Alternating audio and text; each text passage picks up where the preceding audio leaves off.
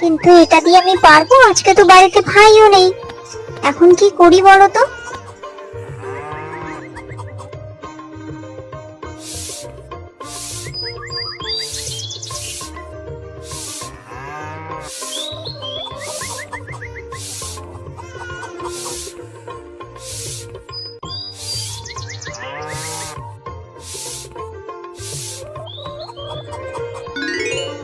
এই যা, হয়ে গেছে।